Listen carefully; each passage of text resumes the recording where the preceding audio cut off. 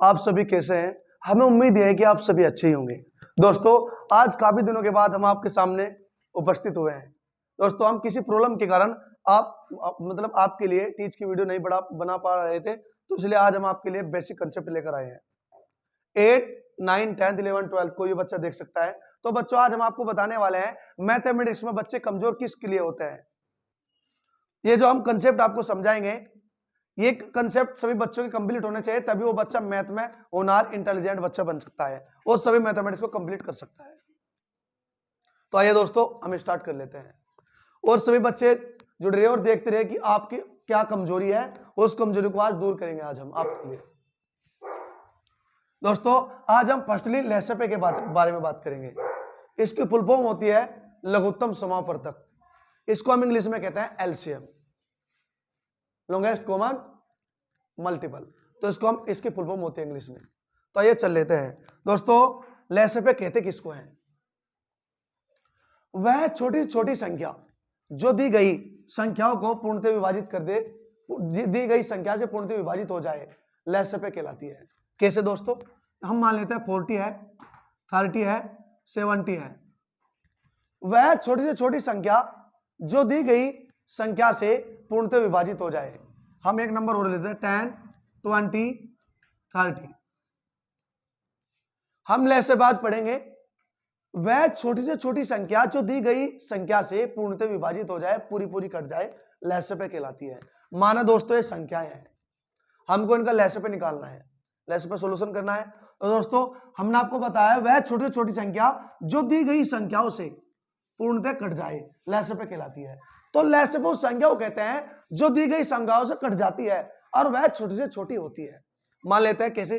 माना इन संख्याओं का लहसपे निकालना है, ये 10 है, 20 है, 30। ऐसी क्या संख्या है जो इन तीनों संख्याओं से कट जाए? एक तो दोस्तों हम कह सकते हैं 30 है, 30 नहीं कटेगी क्योंकि इससे कट जाएगी, इससे नहीं कटेगी। ठीक है दोस्तों, तो हम कह सकते हैं एक तो 900, और दूसरी ट्रिक क्या है दोस्तों? 900 मान सकते हैं। जब ये 900 कटेगी तो इसका गुणज भी कटेगा, ये कटेगी तो ये भी कटेगा। ठीक दोस्तों, तो हम जो मानेंगे, और एक संख्या और देख लो, ये भी कटेगा। काफी ऐसी संख्या है जो कट सकती है। ठीक है दोस्तों, और भाई ये जो कटेगा तो फिर हम कह सकते हैं ये भी कटेगा, इसका गुणज भी कटेगा। तो काफी संख्या ऐसी है, लेकिन हम क्या पढ़ रहे थे दोस्तों? लहसपे। हमें कटने तो कोई संबंध नहीं। लहसपे की क्या होता है शर्त? उसकी शर्त होता है वह छोटी से छोटी संख्याएं जो दी गई संख्याओं से पूर्णतः विभाजित हो जाए। इन संख्याओं से सभी संख्याएं कट रही हैं, लेकिन इनमें सबसे छोटी संख्या कौन सी है दोस्तों? 30 है। तो 30 ही वो संख्या है जो इन तीनों संख्याओं से कट रही है। कट तो ये भी रही है, लेकिन लहसपे सभी कटने वाले को नहीं कहते। जो छोटी से छोटी होती है वो सिर्फ 60 है इसमें, जो इनसे कट रही है। 60 से छोटी कोई संख्या नहीं है जो इन तीनों संख्याओं से कट जाए। उसके लॉन्ग टाइप हम ट्रिक आपको बता रहे हैं, देखते हैं हम 60 आता है नहीं। 10, 20, 30 इसको समझेंगे, इसके बारे में जानेंगे आज हम।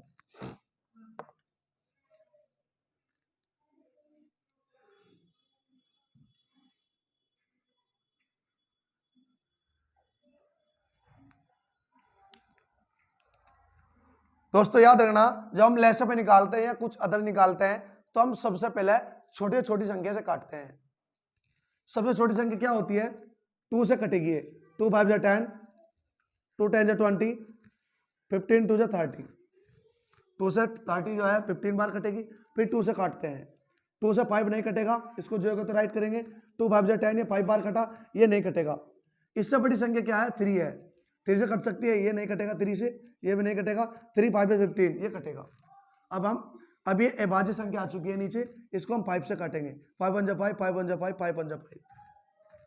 तो जो ये अभाज्य गुणनखंड आए हैं हमारे, इनको अभाज्य गुणनखंड कहते हैं। छोटे छोटे जब करते हैं आप, 2 × 2 × 3 × 5, जो ये गुणनखंड आए हैं, इनका जो गुणनफल आता है वही हमारा लहसपे कहलाता है। तो चल लेते हैं दोस्तों।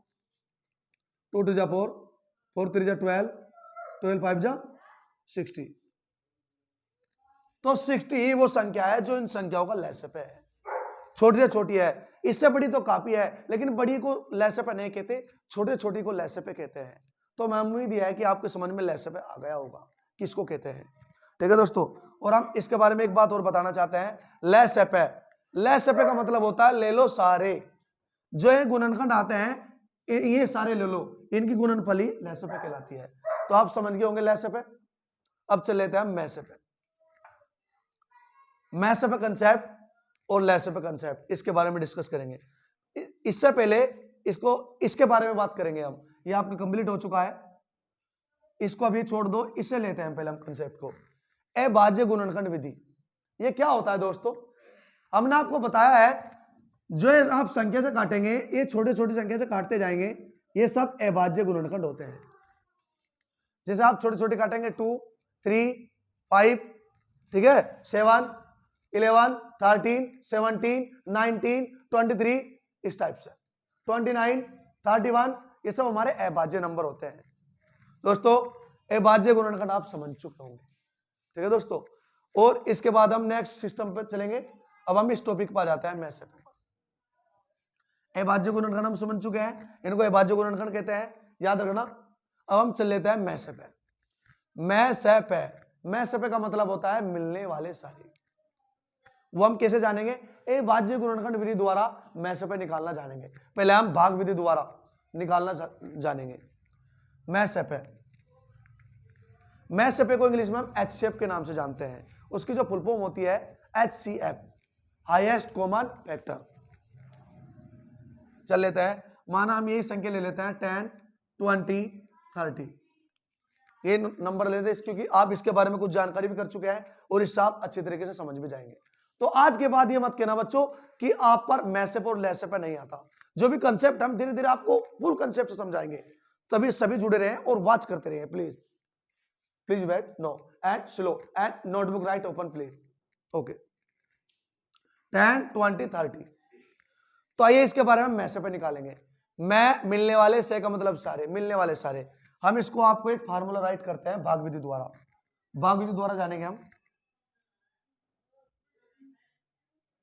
जो यहां पर संख्या राइट की जाती है उसको भाज्य कहते हैं, जिससे हम डिवीजन करते हैं उसको भाजक कहते हैं, जो यहां पर हमें मिलता है उसको भागफल कहते हैं, और भाज्य से जब भाजक से डिवीजन करेंगे जो हमें मिलता है नीचे सब्ट्रैक्शन करके उसको शेषफल कहते हैं। इसके बारे में जानेंगे आप। किसी भाज्य को जब भाजक से डिवीजन करेंगे, जो भी हमें यहां आंसर मिलता है उसमें इस भाज्य में सब्ट्रैक्शन कर जो भी शेषफल बचता है उस शेषफल से भाजक को डिवीजन करते हैं। भाजक यहां ले आते हैं, शेषफल से फिर भाग करते हैं, फिर जो भी शेषफल आता है घटाकर सब्ट्रैक्ट कर फिर उससे फिर भाजक को करते हैं। ये भाजक बन जाएगा, इसको फिर यहां ले आएंगे। ठीक है दोस्तों, तो आइए इस ट्रिक के अनुसार हम मैसेप निकालते हैं। मैसेप का मतलब होता है बड़ी संख्या को छोटी संख्या से डिवीजन करना। आइए पहले इसके बारे में हम समझ लेते हैं। लेसेप कहते हैं छोटी छोटी संख्या को और मैसेप कहते हैं बड़ी से बड़ी संख्या को। आइए लेसेप एक बार हम रिपीट से करते हैं प्लीज। वह छोटी से छोटी संख्या जो दी गई संख्याओं से पूर्णतः विभाजित हो जाए लेसेप कहलाती है। लेकिन अब हम क्या समझ रहे हैं दोस्तों? मैसेप समझ रहे हैं।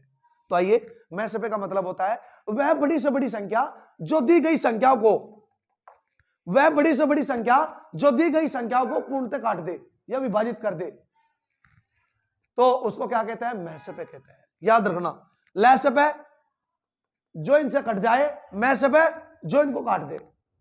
समझ रहे हैं दोस्तों? हमेशा याद रखना, लेसेप हमेशा मैसेप से कटता है।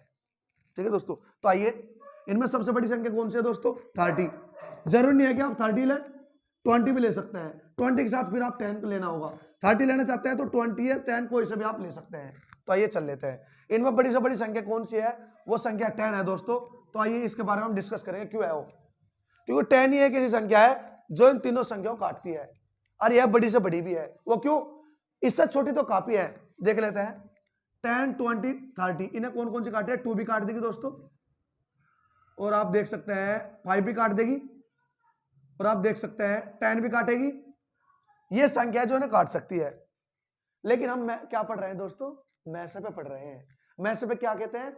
वह बड़ी से बड़ी संख्या जो दी गई संख्याओं को काट दे। इनमें बड़ी से ये 3 संख्या काट रही है, लेकिन इनमें बड़ी कौन सी है दोस्तों? 10। तो यही हमारा मैसेप होगा, यही हमारा एचसीएफ होगा।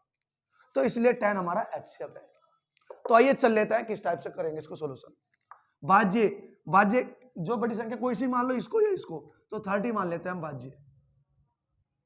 ठीक है दोस्तों, तो 30 से छोटी आप कोई सी भी ले सकते हैं, 20 ले सकते हैं, 10 ले सकते हैं, एक ही बात है। चलो आप 20 ले लो, 10 से तो पता है आपको 10 3 30 3 कट जाएगा, 21 जा 20, अंडरलाइन करते हैं, सब डायरेक्शन मार लगाते हैं, 0 में 0 का 0, 3 में 2 का 1 बचा। अब हमने आपको बताया था ये भाजक था और ये शेषफल है। अब शेषफल ये बचा, शेषफल से भाजक को, भाजक यहां लाएंगे 20, ये भाजक था। अब शेषफल से भाजक को डिवीजन करेंगे, 10 2 जा 20, सब डायरेक्शन मार लगाते हैं 0। वो कौन सी संख्या है जो इनको शेषफल बचा रही है 0, वो संख्या 10 है। तो 10 ही हमारा एचसीएफ होगा। तो इसलिए 10 क्या हुआ हमारा एचसीएफ। अब हमें उम्मीद है कि आप एचसीएफ के बारे में एक्सपीरियंस कर चुके हैं। अब आइए हम इस एचसीएफ को अभाज्य गुणनखंड विधि द्वारा भी ज्ञात करते हैं, मैथ से पे निकालना। ये तो था भाग विधि द्वारा, और गुणनखंड विधि द्वारा देख लेते हैं। 10 20 30 ये संख्या ले लेते हैं, इनका हम जब अभाज्य गुणनखंड करेंगे इस टाइप से, तो इसका 2 × 5 आएगा। Any problem? अभाज्य गुणनखंड। और यदि इसका करेंगे 2 × 2 × 4, 2 2 4 4 4 5 20, एनी प्रॉब्लम? 2 2 4 4 5 20।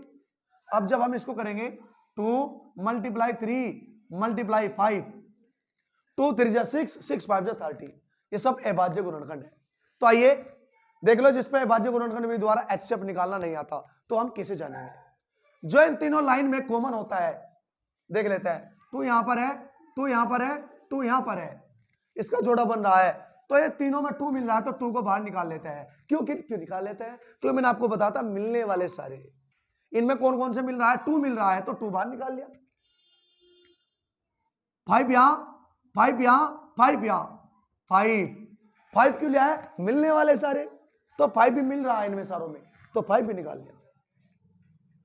2 यहां नहीं है, 2 यहां पर है, यहां नहीं है, तो ये नहीं ले जाएंगे। क्यों नहीं ले जाएंगे? क्योंकि हमने बताया था मिलने वाले सारे, जो मिलने वाले होते हैं उन्हीं को ही लिया जाता है, और मिलने वालों का जो भी मल्टीप्लाई फुल आता है, गुणनफल आता है, वही हमारा एचसीएफ होता है। 2 5 10, इसलिए देखो 10 हमारा एचसीएफ आया इनका। तो हमने आपको बताया है, चाहे अभाज्य गुणनखंड विधि द्वारा निकाल लो, भाग विधि द्वारा निकाल लो, आंसर हमारा इक्वल प्राप्त होगा, सेम प्राप्त होगा। Any problem? No problem. Thank you so much. Next चलते हैं। Follow me please now and please wait and next situation please and watching video please. अब हम चलने वाले हैं, आप स्क्रीनशॉट ले सकते हैं दोस्तों। Thank you. हम इसको क्लीन कर रहे हैं जस्ट नाउ प्लीज।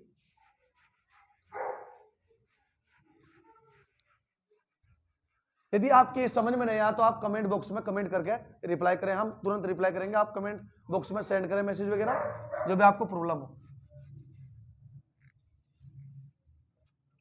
अब आइए हम चलते हैं चर पर। चर राशि, हम चर किसको कहते हैं? कुछ बच्चे इस बारे में कंफ्यूज होते हैं, तो वे मैथ नहीं पढ़ पाते। जो सेल्फ स्टडी होती है ना दोस्तों, वो इसलिए सेल्फ स्टडी के कारण उसकी प्रॉब्लम हो जाती है, तो वो फिर आगे मैथ पढ़ना इच्छुक नहीं मानता अपना। जब वो धीरे धीरे उसका बेसिक कंसेप्ट होगा, तो हर चीज को पढ़ना उसका मान्य होगा और उसका शौक भी होगा। चर, चर किसको कहते हैं? याद रखना, ए से लेकर .b .z, ए से लेकर जेड तक के अक्षरों को चर कहते हैं। इसको हम अल्फाबेट भी कहते हैं इंग्लिश में। ए से लेकर जेड तक के लेटर्स को, सभी को लेटर्स को सबको चर कहते हैं। ये बात याद रखना। हमें उम्मीद है कि आप चर समझ चुके हैं, वो कैसे चल लेते हैं। अब एचआर पे चल लेते हैं पहले। एचआर मतलब गिनती, संख्याएं, अंक, 1, 2 अनंत। अनंत 1 से लेकर अनंत तक के सभी नंबरों को एचआर कहते हैं। अब देखते हैं, आप बताते हैं नहीं। यदि आपसे कहा जाए 5 एडिशन x, यदि आपसे कहा जाए कमेंट में बताना दोस्तों, इसमें चर क्या है दोस्तों, बताना कमेंट में इसका आंसर आप। नेक्स्ट क्वेश्चन, चर और ये चर क्या है, इसमें आप मतलब बॉक्स में बताइए। 10 सबट्रैक्शन y तो हम इस क्वेश्चन को समझेंगे। एचर क्या है इसमें दोस्तों? समझ चुके होंगे, 10 है। और चर ए से लेकर जेड तक अक्षरों को चर कहते हैं। ये हमारा चर है और ये हमारा एचर है। तो हमें उम्मीद है आप चर एचर के बारे में कंप्लीट एक्सपीरियंस कर चुके हैं। तो हमें उम्मीद है कि आप इसमें कंफ्यूज नहीं होंगे। अब हम चल लेते हैं बीजी।